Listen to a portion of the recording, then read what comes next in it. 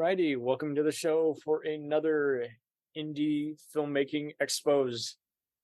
We got writer and director and actress Victoria Bell here to talk about her new movie, Heir to the Witch, which is now streaming on Freevee and Tubi. Welcome. Hi, thank you for having me here. Anytime. So I knew the minute I saw all these other recent interviews, that this was not going to be easy to suffice. You are on a personal mission to kind of sum up kind of personal fears and put it in a fictional storyline. It's just all this is a very personal mission that you got. Thank you. Yes, I think in art, we have to be very honest and talk about things that are, even if they're shame, even if it's painful, we have to. That's the only way it's worth it to literally put art in front of the people. If it's not in your heart, then don't waste your time. If you're not doing art for the fact that you're completely in love, madly in love with art, then don't do it. If you think filmmaking is glamorous and it's fun, well, it's not. It's a lot of hard work, and you have to be really committed to it and really in love with it in order to stay committed and be in it for a long time frame, for a life, hopefully. Nice. Yeah, well, couldn't say it better myself. I just know what you're in for. So you've done so many different short films, and including The Big Blind, which ended up being part of the anthology horror film Drive-In Grindhouse. Yes. You want to tell us a little bit about these other projects?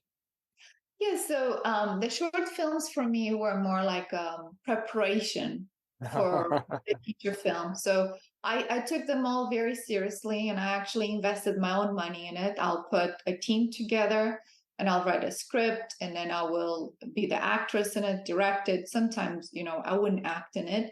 But in The Big Blind, I was hired as an actress. It was not my project per se. I was an actress hired on another project. But most of my short films that I've done, it was where I would explore a part of a story that I would gladly make it in a feature film. It's a story that every movie, it can be potentially expanded into a feature film, but I try to contract it and make only the guts and the heart of it, right? Like the really most important part of it, to see if I can, one, stay under a constricted schedule and budget and time frame and still put a good story out there.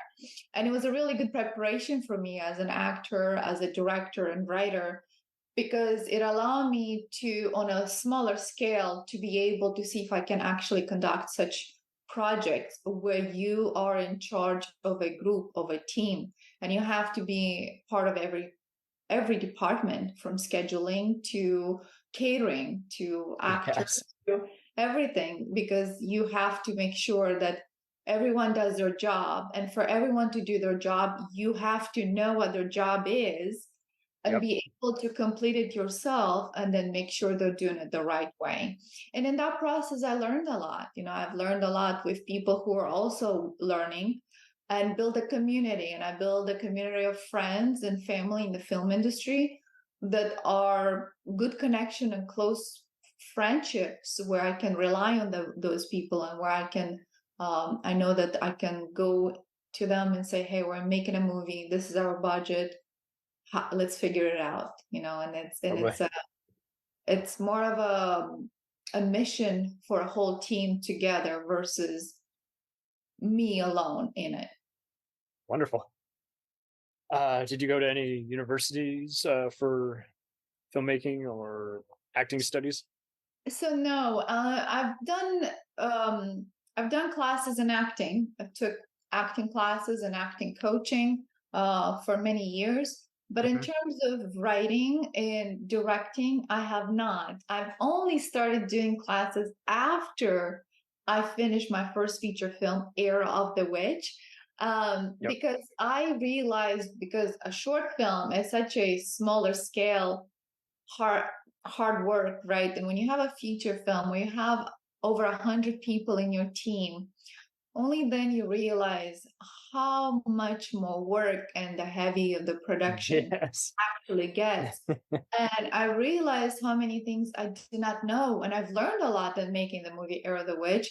But then I realized I need to have proper training. So after finishing Heir of the Witch program at the UCLA school, and I've also signed up for a TV writing program with a very good school in LA also that is equal to an MFA in writing. So that is actually helping me to figure out the proper way or the official by the book how to make a movie. Although I still believe that the best way to learn how to make a movie is to just jump in, get your hands dirty, make mistake, fail, learn, and then do it again and again until you learn this skill and you know your style, you Yeah. create your team, and then you know what you're doing by being hands-on with the experience on it. But I also, I approve and I agree that whatever path a filmmaker chooses, that's good for them. If you want to go by, invest a lot of money into a school, that's great too. If you want to go the proper way, the experience way, that's good too. But just put in your heart in it and know that there is a lot of hard work into this in this industry. I love not just this optimism, but just the whole just get it done, have no regrets about it, and find other ways to just learn some tips and tricks instead of just soaking in the happiness or angst of the result. Just keep doing a few changes here and there. I love this. Thank you. So who were some of your icons growing up, and did you have any good support from family and friends who realized that this was of interest to you getting into film? Well, not my family's still trying to figure out what I'm doing. They're very proud of me that I'm following my It's hard to heart. explain, isn't it? Exactly, because to them, they want me to be safe and a job that will provide me a paycheck, a weekly paycheck. They want to make sure that I am, so to speak, have a job. And there's nothing safe. Safety is an illusion. We all die. That's a certainty we all know. And what do you do from this moment moving forward? What do you do with your life and your heart and this time, which is so valuable? It's a gift. And, we can choose to spend it any other way we want to. This is our choice. Yep. Whatever choice we make, we have to be completely okay with it. And our choices may not lead to the results we always want, but you still have to give your best and you still have to show up for it every day.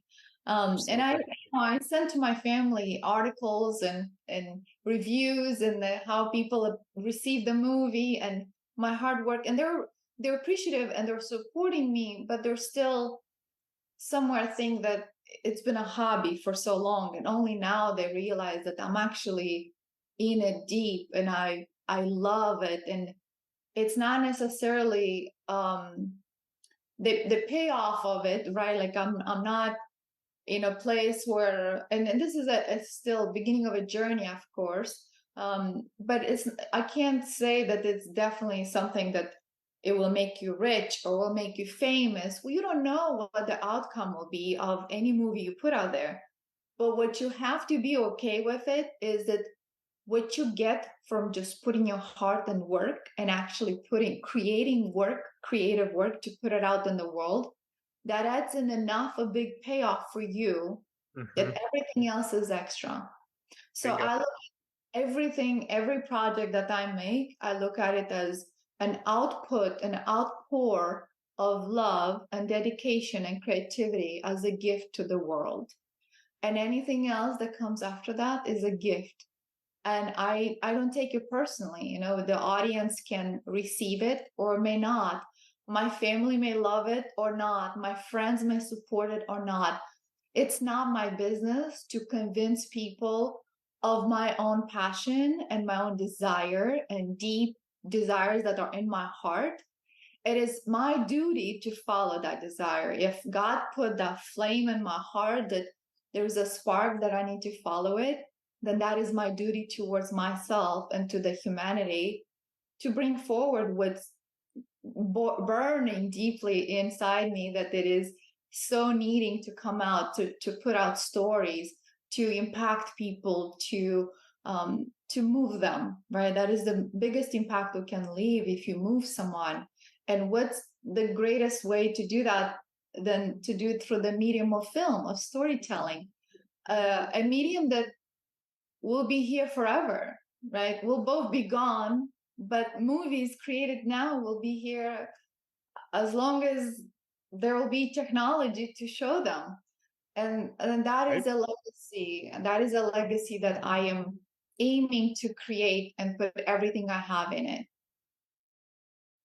That is just very poignant, and it is kind of, what do you think would be some good ways to just kind of remind people about what uh just how filmmaking is a very, time consuming thing. You don't always get the best payoff, but it's very intriguing in all fairness. But you have to have the right mindset. And have you ever had to kind of, do you have your personal checklist of what you look for on a movie set now based off this experience? Oh, of course. If I could go back in time and redo Air the Witch, oh my God, I will do so many more things better. But that's always right in hindsight. You look at it like, oh, if I knew then what I know now and the experience and the knowledge, but I didn't. It was my first feature film. I've done it during the COVID-19, and it was a world of chaos. We encountered so many challenges during filming and post-production and pre-production. And I have to be okay. And I'm actually very grateful and I'm very pleased with the outcome of the movie. And I have to tap myself on the shoulder and say, this is okay. This is, you know what, this is pretty great, Victoria, for the circumstances and the limitations I've had. We actually put a pretty great movie out there, and I'm very proud of it. Mhm. And now looking back, and in my next movie, oh my God, I have so many things that I'll make sure it's in place.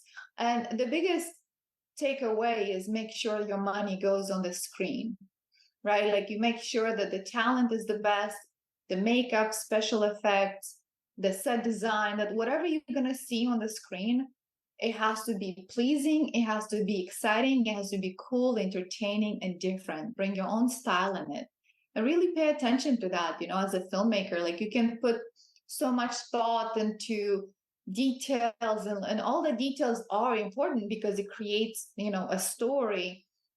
But you have to just see, like, what is the audience going to see through that window on the screen? What are they actually capturing? Are they receiving what I'm trying to put out there? Is the full story, my intent of my story, is it captured? And if it's not, make sure you do. But yeah, I've learned so much, and I'm so excited for the next project. I'm excited. I'm eager to go into the next movies. Lovely. So there's always a bunch of things to look for on a film set, and we've found out numerous times that you shouldn't get caught up in how much the budget is. Just pretty much just value your time. There's everything from just does the helms person have a shot list, or line production, or even just a bunch of storyboards. And if you've gotten past the whole vision part, regardless of whether it's their first movie or not, do they know the unwritten rules? Like actors don't tell directors how to direct, and vice versa. Directors don't tell actors how to act. There's a Yeah. way. Every once in a while, I encounter it on an indie film set, and I'm like, okay, this is amateur hour. Like you don't tell people how to do their job. You make a request. But Yeah, it's I agree. interesting. But it's, you live and learn. Because I used to be on student sets, on student film sets. Oh wow. And excuse me, I would volunteer. I would go to the School of Film when I lived in Michigan, and then here in North Carolina. No way. So Oh, go to student films and be like, hey, let me we're just at. Michigan. Okay. or so I would go to student film sets and I would ask to volunteer to help. And it would be in any department. It would be in the crew department, or it could be as an actor. Many times it was like a team effort, right? And it was like, what should we do in this shot, or how should we set up this shot? And in those type of environments, I found it more welcoming for ideas. And I would often offer an idea that will cut in time into filming something and getting your point across faster and be more impactful. And after that happening, and they will listen to that idea and they will film it, and sure enough, it will be really good and really great on screen. And then after hearing that several times my feedback has been received well, and they implied it and they actually filmed it the way and again, that was a request, was an invitation. Yeah. They took your notes. So after I realized that my opinions and my feedback is really well received and taken into consideration and applied, that's when the thought came to me, I could do this. I could actually do this myself. And I got the boldness and the courage to create my own team and make short, tiny projects. But then it escalated to bigger projects. I've done a short film that we invested quite a lot of money in. We flew actors from Atlanta, Georgia, and from New York City, and we did the score in Las Vegas, and we spent close to $20,000 on a short film, which is oh wow, a considerate amount for a short film. It is. Yep. But it was a great investment because, one, the movie did really good and it's a really great story. But secondly, I show that I'm committed to this. I'm not just going to make short films that you just, put your phone out and make a movie. I am actually committed where I'm going to put in a whole team together and I'm going to make sure it's done properly. And that is a great platform to start with, right? Like, start with short films. I encourage that to everyone. Like, we all have stories to tell. We all can tell stories. Just have the courage to do it. And not to gatekeep, but it's like, if you can't handle making 20 minutes interesting, what makes you think you can sustain, an hour to, 2 hours? It's interesting having to format that for people. It's like, okay, well, maybe you'd be good at doing just festival shorts and music videos, or maybe you could do an hour of TV. But yeah, it's interesting how people have to get comfortable in whatever medium they're at versus where they end up. It's very intriguing. Exactly. So any books or tutorials or anything else that you'd recommend for others trying to get into various entertainment projects? Oh my God, there's so much out there. It depends. Save the Cats one. Right. If we're talking about writing, yes. If we're talking about acting, there's a complete different. I have in my own library, I have hundreds, no joke, hundreds of books. And they're all very great. I can't recommend one over another. I would say start with The Artist. That's a book that just kind of ignites the desire to create and giving you the courage to create and make creative work and be bold enough to give yourself that permission to come forward as a creative person. But in terms of writing, Save the Cat is really great. The story, it's called Story, I believe. Creating characters. Oh gosh, there's so many. I could just look on my phone and look on my tablet. But there is so many, and this is the thing. We're in a world where there's so much knowledge and information out there. When I have people writing me in my inbox and saying, what should I do? Where should I start? Please tell me. And I want to gently say, if you want it bad enough, you'll figure it out. There's so much information out there online and on YouTube and on libraries. You can go to a library, get a free card and just read books. If you really want to know, the knowledge is there. We have no excuse to make except just making excuses. So if you want it bad enough, you'll figure it out. If you want to be a good writer, if you want to be a good director, an actor, and guess what happens when you get good enough? People notice you and you will get there. There's people say, well, how are they going to find me? Who's going to discover me? Don't worry, put in the work and you will get there. Because if you do every single day something towards your goal, you will get there. You want to make sure when an opportunity comes to you, you're prepared and ready. You don't come up with a million excuses that, I don't have connections. I don't have experience. I don't have the knowledge. I didn't know anything about filmmaking and the true sense of filmmaking when I made Heir of the Witch. I had a deep desire and I figured it out on the way. Every single question and every single challenge and wall I got into it, I found a bigger desire in me to break through that wall and make it on the other side.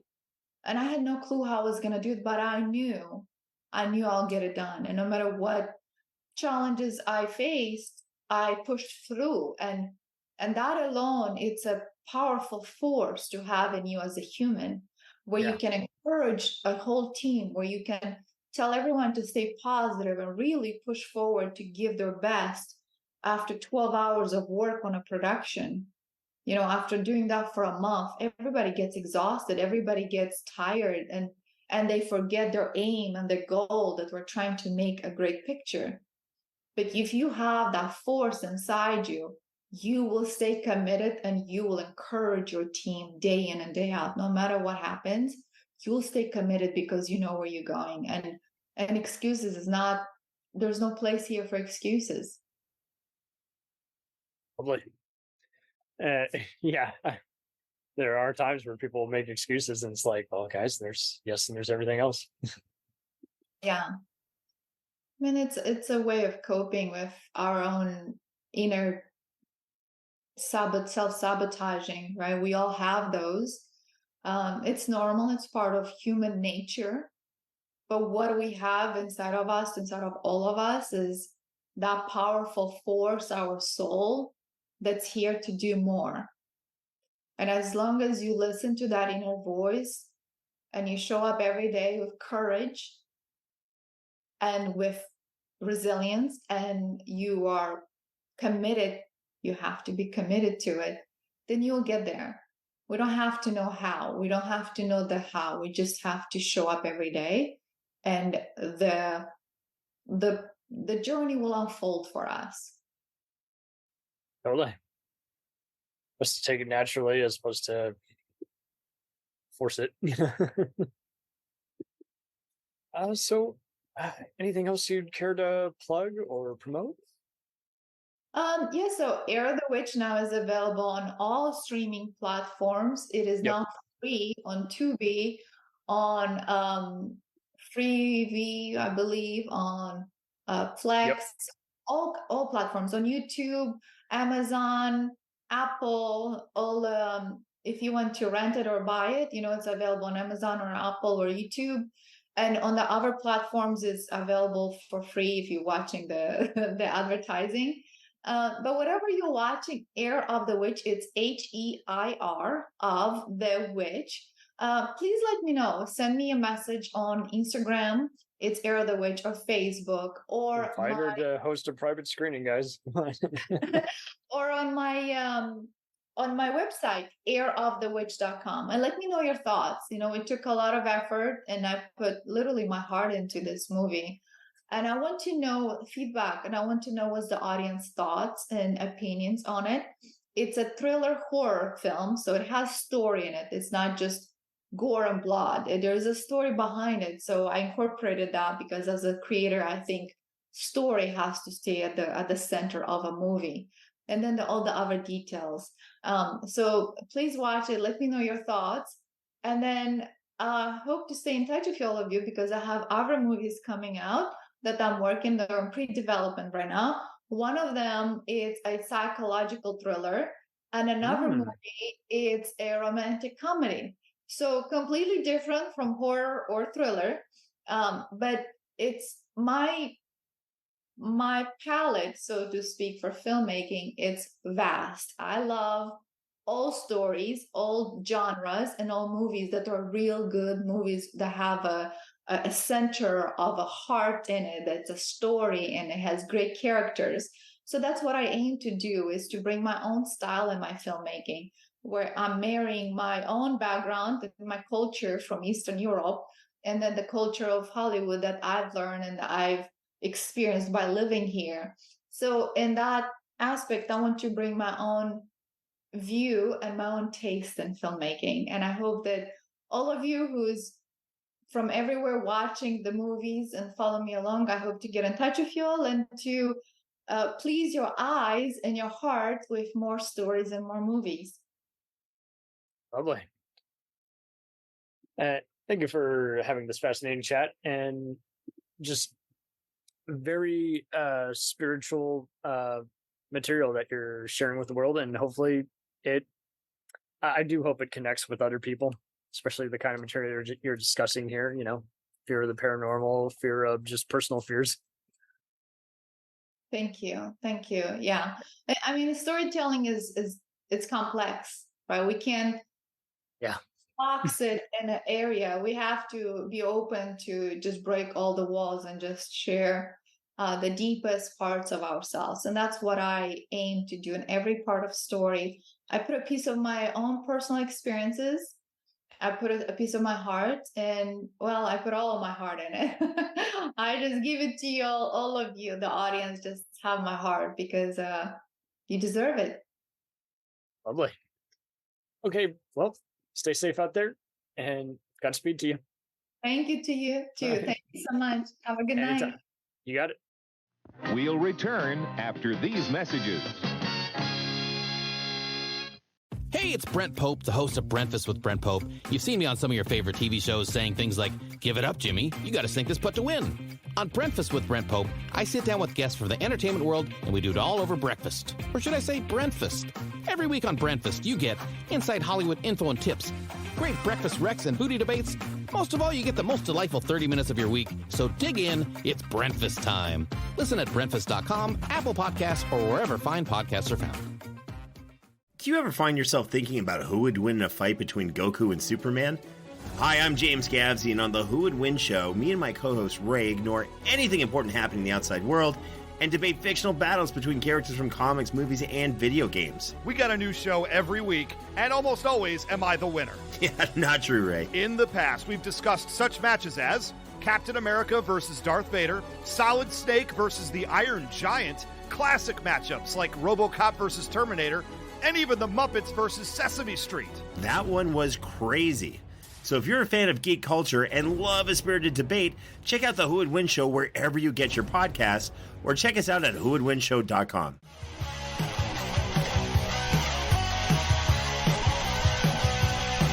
Follow us on the web on Facebook, Twitter, and Instagram. The podcast is available on Podbean, Spotify, iHeartRadio, Anchor, Apple, and anywhere else podcasts are available. Feel free to review our show and leave comments on any of those sites. Thanks a million for listening. It's a